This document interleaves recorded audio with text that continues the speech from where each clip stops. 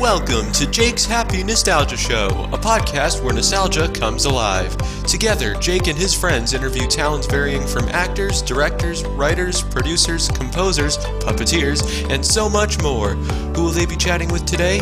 Find out in this Jake's Happy Nostalgia Show episode. What's going on, everybody? Welcome to another episode of Jake's Happy Nostalgia Show, where nostalgia comes alive. I am your co-host, Chris Bixby, and with me today is one of our other co-hosts, Wyatt McCullough, and our host, Jake Deffinbaugh. How are you guys? Amazing. Nostalgia as always. How are you? Yeah, I'm great. Yeah. And our other co-hosts, Matthew and Matt, cannot make it today, but they of course send their best wishes. Yeah. But today's guest, we're very happy to have. She was previously on the long-running children's series Sesame Street. Yep. For several seasons, and currently she is a Twitch streamer under the name MightyMidge. Here she is. She is Tarah Schaeffer. How are you, Tarah? Hey, everybody. Hi. I'm good, thank you. I'm good. Yes, we're very happy to have you here. Happy to be here. Yes. So to start you off, we know who you are, but for those who don't, would you care to kind of introduce yourself? My name's Tarah. It actually started all of this. I'm part of the child cast of Sesame Street from 93 to 2000. I was part of a wheelchair sports team, and an agent for the show was calling around to different sports teams near New York. And my coach actually mentioned me when they said, did he know anybody who would like to audition?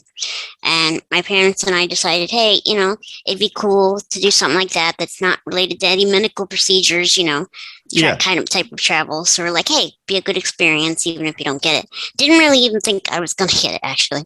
Yeah. But yeah, it actually turned out where it was, I believe, 120 the first time for that first audition, 60 the second time, and then 3. And I met my first Muppet, the one where it was just 3 of us.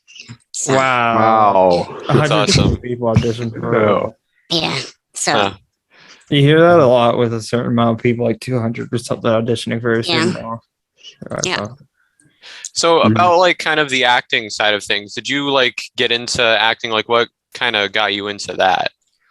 That actually had nothing to do with it. Literally, it was they were calling different teams, and they were just looking for somebody with like an open personality, happy, just like very happy person that just ended up being in the chair. There was no other requirement other than that, and it was just I fit well with everybody. So awesome. You definitely do. Yeah. Yes. Plus, I was at a young age. I learned how to memorize stuff like just randomly for school. So then, right. Scripts is the same thing. It's just like homework. So, right, yeah. Who inspired you to get into acting? Again, it was literally that. Actually, I wasn't thinking about that, but once I got a couple years into it, then I was actually thinking of myself as that and developing it from there. That's awesome. Yeah, nice. Awesome. Yeah, so since we talked about like how Sesame Street came about, were you a fan of Sesame Street before you got the role? Yeah. Funny story. I was part of Make-A-Wish at one point. Like I actually made a wish. Oh wow. About like 2 years previous. They do it. I know most people hear it because it's people with terminal illnesses, unfortunately, that become eligible, but people that have illnesses that are serious but not quite terminal also get put up for that as well. Yeah.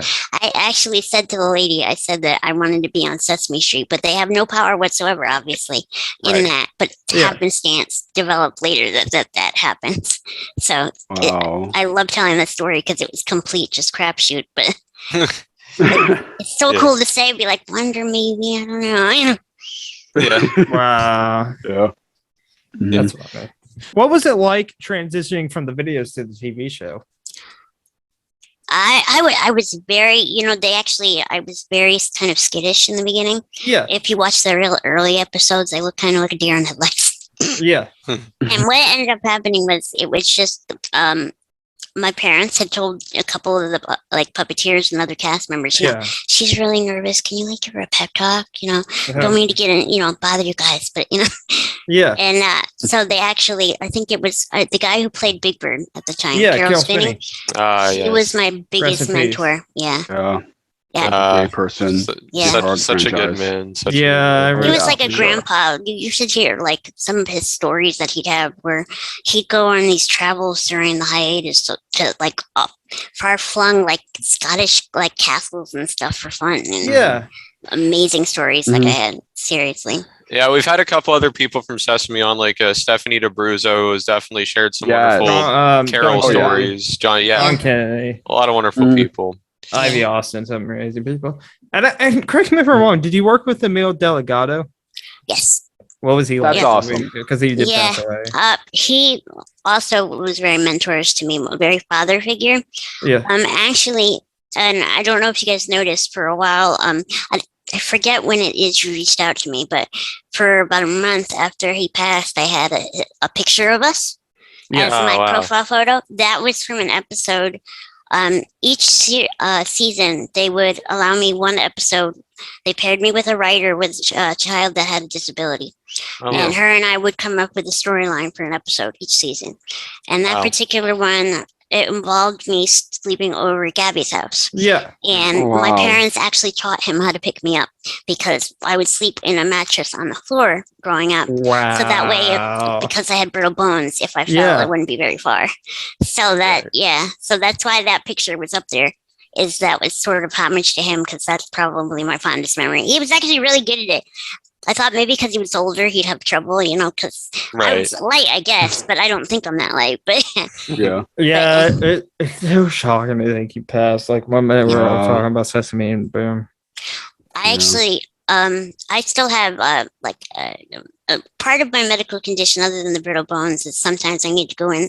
I get dehydrated easy, I need to go in for a couple of days for fluids, and that's one of the technicians that they have to have a special technician because my veins were so tiny. Yeah. To come get blood from me and stuff. And one of them was like, "Yeah, did you hear about that?" I'm like, "What?" And I quick typed it into the news websites or whatever, and I'm like, "Oh crap," And then it makes you feel bad because then you're like, I really wish you would have reached out. You know what I mean? Beforehand. Yeah. Right. Makes you wish you were psychic, so that way you could have said goodbye. You know. Yeah, he's up there with Carol Spinney and Jim Henson and all of them. Jerry Nelson, all those wonderful people who we've sadly lost over the years. Jiggy, let's give you another chance. That's the next question. Do you have a favorite Sesame Street character? I have a couple, actually. It's kind of funny. The one of them is sort of a you blink and you miss that character. It wasn't around for very long, but do you guys remember from the 90s Stinky the Plant? Yes. So many people remember. I think I do. Yeah. Okay, so the guy that does him is just still a good friend. His name Joey Mazzarino. Oh my God, he is the funniest guy, and we have to get him on. Yeah, he is so funny. When he would be Stinky, there would be a couple of times where we'd both get in trouble because we would be in between takes. Sometimes the directors, when we're all around each other, we'd be heckling and stuff, and they were like, "Hey, but calm down, gotta do a scene now." And he was one of the ones. Him and I were always getting in trouble because they'd play it off. Sometimes it'd be him, sometimes it'd be him pretending to be Stinky. You know. Mm-hmm. Yeah. So, but we have to get him on. He's amazing. He's still going to this day. Don Quixote. Yep. Oh, yeah, amazing show. Yeah. Speaking of that. It's weird after you've been on the show, I think, or maybe you've just watched the show. I can tell which puppets are from that company now just by the way that they're presented. Like the way I just look at that and I'm like, that looks like a Henson thing. And I'll go and I'll Google it just for giggles and then, yep, I'm right. Yeah. Any other favorite characters? Definitely Elmo. Yes, you wrote videos with him. Yes. Kevin Clash, amazing guy. Yeah. Mm-hmm. Yeah. Whatever that was, whatever. One of my favorite characters. Yeah. But Elmo size, I believe. Yes. Yep. That was actually an episode that they turned into a VHS. There was a couple of ones I was in that they turned Chris, into. did you know that? No. Wow. I never knew that. Yep. Wow. And then I would say also Telly would definitely be a favorite. Yes. I don't know if you know, but we actually talked to Martin P. Robinson, who's amazing. Yeah, he is. I have a friend in the high school that's a puppeteer, like a small-time puppeteer, and I made his life by giving him. I asked Marty. I said, "Hey, so I have a friend who's an aspiring puppeteer, and kids aren't really nice to him, but I think, he'd find family with you guys, you know what I mean? And he's still friends with a bunch of them still. I feel like I facilitated that. That makes me feel good. That's awesome. He's a friend of the podcast. Awesome. He'll definitely be on in the future in the future. Yeah. Yeah. Yeah. So there you go, Bingel. Matt, I'll shout you out. There you go. You learned that Elmo size was a video, but episode. I didn't even know that. There you go. Yeah. Yeah. So besides the thing you talked about with Stinky, any other specific like fun memories from working on Sesame? There's a lot, man. Yeah. So, but trying to sit there and pick out bits and pieces, I just think that I can't really think of ones that are like, because as I'm getting older, there's more space that goes by. Yeah. It's in more, you don't really remember the memories so much as you remember the feeling. And you get that same feeling when you interact with each other on like Facebook or Twitter or whatever. Because like a couple years ago, I went through a medical issue where I almost passed away. Oh, wow. And every couple of days, I would check, like, there'd be people that heard about it from the show that would say, we're praying for you. We hope everything's okay. Yeah. And this is how many years after the fact. And they still come together like that. And there was even, actually, that does lead to a good memory. When I was about 14 or so, I had major surgery in my legs where they had to put a rod in one of my femurs. Eventually, they put them in both, but they had to do it in 2 separate surgeries. And I had told them that, I'm not going to be able to email you or anything like that for a while because I'm going to be laid up doing this. And then they're like, oh, okay, we'll keep you in our thoughts. Yeah. And then about a week after I came home from that surgery, there's a box on the doorstep that my mom brought in. And she's like, yeah, so we forgot to tell you, they got you a laptop. So that I could email them. You know what I mean? They literally all got together and got a laptop for me so I could keep in contact with them. Yeah, that is awesome. Yeah. That's really that must have made you feel really special.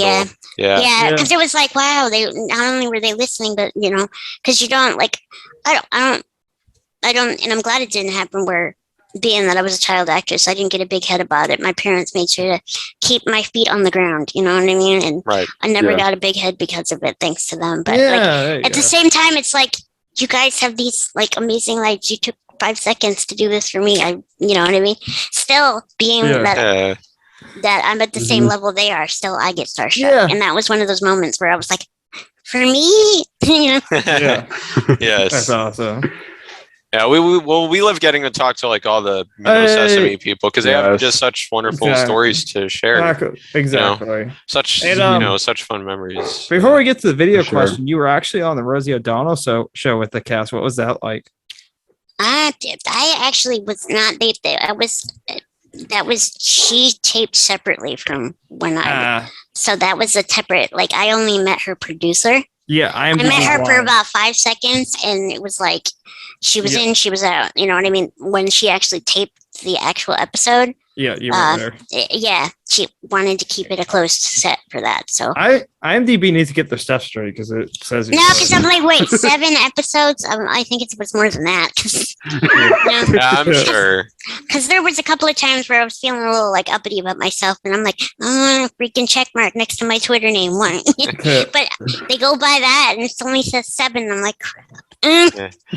IMDb, fix yourself. Come on. Although I do know you and the rest of the other Sesame Street cast were on the Phil Donahue show. Yeah, that I remember. Yeah, he had me and a couple of the other child cast up in like the audience, and then he came over to us for one of the segments.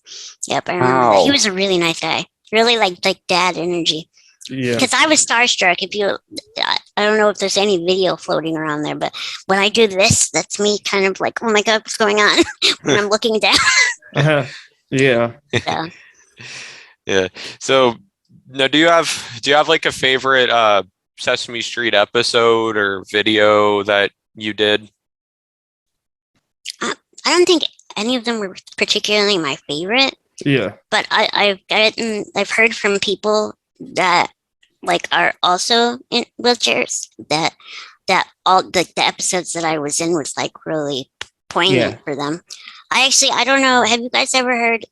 I don't know how long she was part of it, but when I had to stop, it was because things were getting really difficult in school, and my mom was getting tired of the drive. It was getting to be like a far drive for her. Yeah. But the girl that took over after I stopped, she actually wrote a book, and she said like a thank you to me right in the book, and I was like, wow, yeah, That's so awesome. yeah. And I didn't even like somebody mentioned it like on Twitter, and I'm like, okay, now I got to buy the book. Dang it! I wonder if she was. Yeah, it's her name's Emily Landau. She's big in like the activist for just type world for people with disabilities. So to being that she's this powerhouse now, and she takes what I did as part of what got her there, that was humbling for me. Yeah, because we're also good friends with because I was on a podcast before this one called the DJ Bob Show. Mm-hmm. And he's in a wheelchair. He has cerebral palsy. Yeah. And before, like in the early days of his show, he didn't really talk all that much about his disability, but now he's always, open about it because he just gets like all this support, and it's just really special. I think it really depends on the parents, how open they are to their child about it, about how open that they'll be. My parents were always like, you may be different, but you're going to be able to get to do the same things. You just got to go about it a different way. And, you know what I mean? Exactly. That's how I always have looked at it, because that's how they presented it to me. And so, yeah. So besides Joey Mazzarino, do you keep in touch with anybody else from the show? I talk to Marty every so often. Yeah. I actually, I talked to Carol a few months before. Nobody, by the way, nobody knew, how they mentioned he had dystonia? Yeah. Only close family knew that. Like nobody else. I called him and I could tell something was up, like in terms of his speech and stuff. Right. And she spoke for him quite a lot that last conversation, but dang, I'm glad something told me call him. Because in the back of my head, knowing how much older they are compared to me, that's always been kind of a thing I'm not looking forward to, but obviously it's going to happen. Yeah. Right. So, I know it's one of those things where it's like, okay, but a lot of times if they move or something, I'm like, unless they're on Facebook, I'm too chicken because I feel like I'm bothering people. That's my social anxiety for you. I know. I don't know. I think, she's still around. His wife has done interviews. Yes. Yeah. Yeah, I definitely get her. Yeah. But she, unfortunately, her kids are the ones that are on her social media kind of. And I've tried to be like, hey, can I have her number? And nobody gets back. So I don't know. That's yeah. Eventually, I'm hoping they'll be like, oh, that Tara. They'll be like that Tara. Yeah. No, but we definitely gotta get some of these people. Like, made it possible. Like Jerry Mazzarino, like you said, I know we love that as he's still doing stuff. And he was Sprinkles of Blues Room and other stuff. Yeah. Most of them that I keep in contact with regularly are on Facebook. All right, there you go, Chris. We know how to get Jerry Mazzarino. Like, because I keep in close contact with Sonia. Nice. Sonia and Alan are probably the most social media active. I know Alan's on Instagram. I messaged him. We need to get Alan's awesome. And he's still on. He's still on Sesame. He's still going he's parlayed it into directing and stuff. Right. And then even more than that, even on the off season, because the seasons, they used to be 6 months long. Now they're barely a month. You know what I mean? And I don't know what the reason is. I assume financial reasons, but HBO has helped with that. You know what I mean? In terms of giving them that far reach. And but definitely he's like does plays on the off season and stuff too. And pretty crazy. Yeah. And then Sonia, even though she's retired, she's got that show now, The Almost Way. It's truly fabulous. Yeah. Absolutely wonderful. Alan's amazing. We gotta get him. Yes. So if you were asked, would you ever want to reprise your role on Sesame? Yes. any kind of acting gig, I have like this pipe dream that I would love to do because my voice is so young sounding. I want to do like voice acting, be one of the squeaky voices for anime or something. Yeah, that'd be awesome. Yeah. But if it falls into my lap, or even if it doesn't, if someone presented it to me, I would definitely try again. Yeah, you know what they should have done? They did. Was it the 50th? They did an anniversary special. Yeah, they did the 50th one, and then a bunch they should of have asked you to come back because they had old characters that were like Biff. I believe was like Linda, who hasn't been on the show. Yeah, for probably the past like 20 or so years up to that point. So they should have asked you the next anniversary Sesame. You're watching this, do it. Yeah, exactly. We'll tell Marty. Marty, I think, can do it. Yeah. I think it's one of those things where it's just you lose touch and then you lose numbers because people move and all that good stuff. Yeah, life. Of course. Yeah. So years after Sesame, of course, like I mentioned in the beginning, you became a Twitch streamer. How did that all, come about? Honestly, it's as I've gotten older, unfortunately, my disability has gotten worse in terms of the arthritis. The disease that I have, I don't know if you guys touched on it, but it's osteogenesis imperfecta. It's a brittle bone disease. And over the past, I just turned 38 2 days ago. Really? Yeah, it's my birthday. Happy birthday. At the time of this filming. Yep. And I've broken over 300 bones. I lost track in my mid-20s. Wow. Because of that, I have a lot of osteoarthritis in my joints and stuff, especially my back.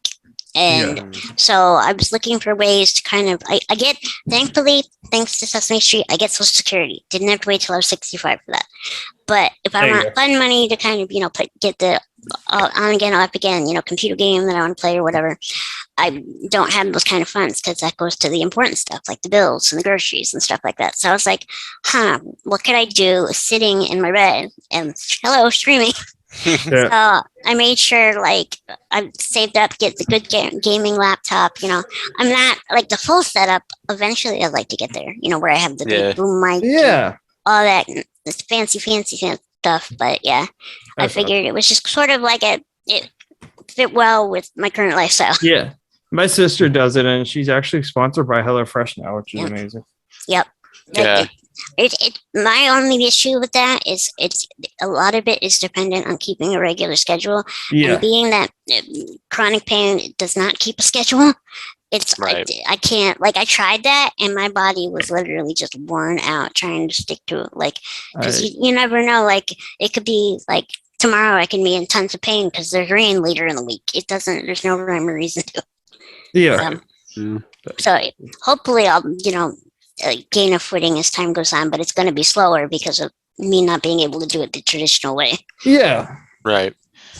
All right. So Jake, why don't you take the next? What are some of your favorite games to play? Currently my biggest one, but I had some trouble with it, so I have to practice it a lot. It's Valorant. Yeah, I know. I have a couple of friends who play that. Yeah. I have to have, when I was 3, I had a seizure, not related to the disease, it just happened. Where I put a scar on the fine motor skills area of my brain. So my crosshairs have to be the size of Texas, but to help me judge distance. But other than that, I just have to practice it a lot to get better at it. But it's one of my favorite. But I also do, which kind of parlays into the acting. I like to role play on Grand Theft Auto servers. Yeah. On one server, I'm a doctor. On another, I work at a pizza joint. I like playing pretend, doing things that I would be doing had I not been disabled. You know what I mean? So it's just random fun things that I come upon. That's awesome. Yeah. Now I know we kind of talked about this a little bit, but what would you say is kind of the most difficult part of being a streamer? Definitely the whole schedule thing. I wish, because I had kudos to those even with disabilities that can, day in and day out for a certain number. I would love to be able to do that, but it's taken a while. But I feel like I have slowly gotten a good core group of people that it wouldn't matter what I was playing, they'll show up. You know what I mean? Yeah. So it's people don't realize how much energy it takes. The younger ones, they come in and they're like, oh, I'll just do this for, a couple straight weeks and, people will be knocking down my door. It doesn't, it's a lot of time that you got to put into it. Yeah. And then of course, like traveling and, balancing school and stuff, was there anything difficult at all about being on Sesame Street? I honestly, like looking back at it, I wish I had a pretty open-ended contract. Yeah. Where as soon as my parents said they wanted to pull the plug, they were allowed to pull the plug. There was no saying she's set for this amount of years or whatever. I wish I would have fought a little harder and said, hey, you want me to drive my mom to drive this far, or you want me to keep doing this? Get me a tutor, get me a driver, something like that. If that's not feasible, then I'm still out. But I'm a firm believer things happen the way they're supposed to. So this happens. Yeah, you gotta go with the flow. But yeah. So one other thing I kind of wanted to ask is, because now obviously with like TV shows nowadays, a lot of the stuff that's coming out is a lot more inclusive about things like different cultures and disabilities. What are your thoughts on how inclusive media as a whole is now, with including people of that stuff? I think they've gotten better, but they could still go farther. You know what I mean? Like even today I was watching a TV and I noticed on the show that they featured somebody in a chair, but it was as an extra. It wasn't as part of the main cast. Right. It kind of burns me up when you see, for feasibility reasons, for financial reasons, they have an able-bodied person doing the chair role, and when there's somebody that's perfectly capable in a wheelchair to do that job, you know what I mean? Right. That still bugs me. That still it's better than it used to be, and I like to think that my doing what I did helped in some way, but it still has a ways to go. Yeah, for sure.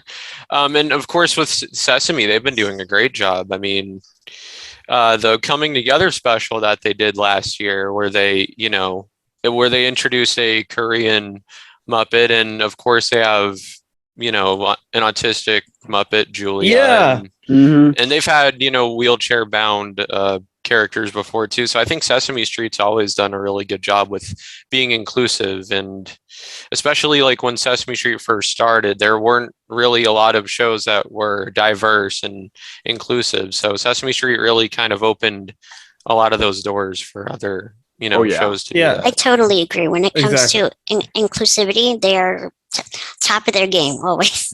It's very proud to be part of that legacy that they continue to do. Props to the writers too, because it must be a bit of a challenge for them, but they do a really good job too. They do their research. They will interview. Yes. They will. It's amazing the work that they put in. You think you don't realize what goes into it until you do it yourself. And I remember when, I told you how I had a writer do my episodes with me. She'd ask me a litany of questions, and it didn't really make sense to me at the time, but then you see the episode presented so well, and it's like, oh, okay, that was why. Yeah. And they even had a homeless Muppet too at one point. Oh yeah. So do you have any advice for anyone who wants to get into, I guess, acting or streaming? Honestly, probably something most people don't think of, but don't be too tough on yourself. You know what I mean? Give yourself time. Don't assume that you're going to be professional right off the bat. It's learning experience, acting, gaming, anything in life. It's progress. As long as you're, improving as you go along, and only do it for as long as it's fun. If it ever ends up not being fun, stop doing it, because it shows through. If you can see streamers that you can tell are burned out, but they have nothing else on their plate. You know what I mean? Yeah. Like if you get tired of doing it, just don't stress yourself out. Just say, hey, I did this, and it's time to move on. Yeah. Like there have been times where I've had to stop streaming because of injuries or stuff like that. And I'll be like, I'm so sorry, but and everybody's always like, oh, don't worry about it. Worry about yourself first. Just always try and put yourself first and not be too tough on yourself. And there you go. And when it comes to acting, I can't really give you advice on that because it kind of got dropped into my lap. But I would say keep at it, and eventually somebody will realize your talent. Yeah. Yeah. Mm-hmm. Keep auditioning, folks. Yeah. Yep. Yeah. So, Jake, why don't you ask the next? Can you share anything you're working on now? Nothing really that important I'm working on right now. Just doing the streaming. I've been having fun with that. So I'll give you a follow after. Awesome. Yeah, definitely. I haven't been on Twitch in a long time. Yeah. Jake, you will make a Twitch account. Because the Twitch account I had before got hacked, and that was like 6 years ago. So I got to get back on there. Have Twitch. Yeah. Yeah. I've been wanting to. I was thinking about moving to a different platform, but I've asked my regulars. Yeah. And it's buggy for them, the other platforms, in order for them to watch. And I'm like, I'm not gonna tell them to go away so I can get new ones, Right, yeah. Yeah. Hopefully in the future you can do it like on Instagram or something. So like, for example, because there's a whole public community, maybe they can help you out. Well, there. they have like a restream thing. I don't know how it works, but I've you seen can it. parlay it into other areas. Yeah. Oh, really? StreamYard, yeah. There's a lot of different platforms, but Cool. What would you like to say to your fans, whether it, of course, your Twitch streams or Sesame Street or, whoever? Well, just that I appreciate you being my fan and for keeping me like in your thoughts in some way, even just as a fan. And keep watching. Who knows what's going to happen next? Yeah. Ignore my mother in the background if you heard that. No worries. Yeah, but and if people would like to contact you, where can people find you? Like you guys did, Twitter, Facebook. There you go. I have it where most of my stuff on Facebook is public. You know what I mean? So yeah, I'll follow you after. I'm not afraid to show my opinion. If people don't like it, then that's. I have to get back into Facebook. I have it, but I haven't used it. Same, I don't really use Facebook that much. I'm gonna get back just so I can contact people. There's so many people. Yeah. Yeah, so Jake, it's been a while. Why don't you ask the last to finish this up? Yeah. This podcast is called Jake's Happy Nostalgia Show, And what do you think of nostalgia? What do you think of, or what nostalgia means to you? Nostalgia reminds me of that happy feeling I had as a kid. Yeah. Where it's like, for sure. It's just like the best day ever, like Christmas morning type feeling, just from like the smallest things. For sure. Like, whether it was my favorite like TV show at the time or like a favorite present that I got at some year for Christmas, just that feeling where you're just happy and excited. Yeah. There you go. Yeah. Yeah. And I will follow you on Twitter after this. Mm-hmm. Thank you. I appreciate it. You're welcome. Yes. Well, anyway, guys, that of course brings another wonderful episode of Jake's Happy Nostalgia Show to a close. We have absolutely enjoyed talking to Tara. Thank you so much, Tara, for being on. Thank you for having me. And we need work what you're doing. Yeah. Would you come back in the future? Because maybe we could do this. Oh, yeah. We're in the puppetry community. We got our own characters. We can bring them out too. Yeah, that would be cool. I know how to work with puppets stuff. There you go. Wait, hold on. There you go. I was gonna say we gotta bring them out now. No, I'm just kidding. Yeah. But yes, thank you again, Tara, and thank you. No problem. Thank you for having me. You're welcome. We'll definitely have you back on so Matt can meet you. Okay, definitely. Yes, definitely. Yes. Thanks to all our viewers and listeners for tuning into another great episode. And as always, you're worth it. And stay nostalgic. Goodbye, everybody. You're worth it. Bye, everybody. Take care. Bye. You're worth it. See you next time on another episode of Jake's Happy Nostalgia Show, where nostalgia comes alive. Be sure to follow us on social media and stream us wherever you find your favorite podcasts. And as always, remember that you are worth it and to always stay nostalgic. Bye-bye.